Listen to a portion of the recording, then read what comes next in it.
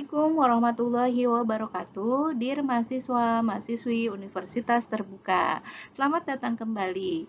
Dalam pertemuan ke-6 ini, kita akan membahas mengenai mekanisme pasar dalam ekonomi mikro Islam, di mana kegiatan belajar yang akan dijelaskan adalah terkait dengan pasar dan mekanisme pasar, serta pasar perspektif ekonomi Islam, peran pelaku pasar, dan mekanisme pasar.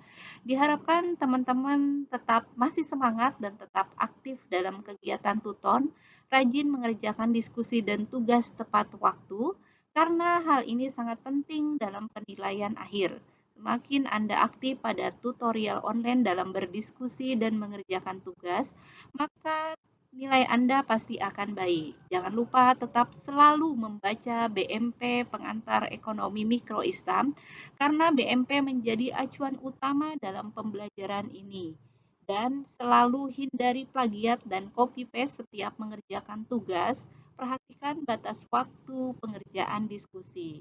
Capaian pembelajaran umum, teman-teman di sini dapat mampu menjelaskan mengenai pasar dalam ekonomi mikro Islam, sedangkan capaian pembelajaran khusus adalah teman-teman diharapkan untuk dapat menjelaskan mengenai pengertian pasar dan mekanisme pasar, konsep harga dalam pandangan Islam, keseimbangan pasar pada masa Rasulullah, ekonomi Islam tiga sektor, kemudian peran rumah tangga dalam implementasi dalam ekonomi Islam, peran perusahaan dalam implementasi ekonomi Islam, serta peran pemerintah dalam implementasi ekonomi Islam, di mana pasar tidak hanya diartikan sebagai satu tempat berintegrasi secara langsung antara penjual dan pembeli, namun transaksi jual beli juga dapat dilakukan tanpa adanya interaksi secara langsung.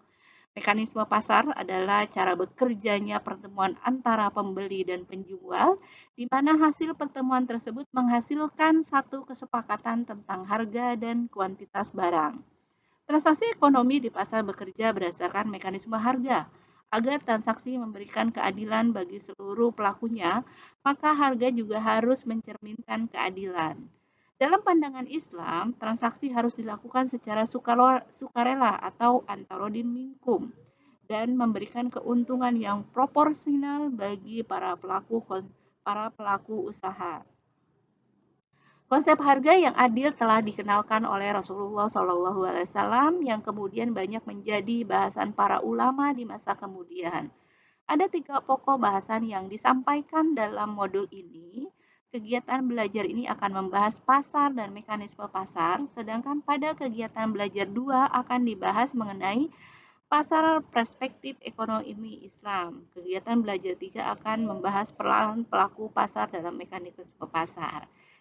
Demikian teman-teman untuk capaian yang harus teman-teman dapat pahami. Selamat belajar dan sukses buat kita semua. Salam tutorial online. Wassalamualaikum warahmatullahi wabarakatuh.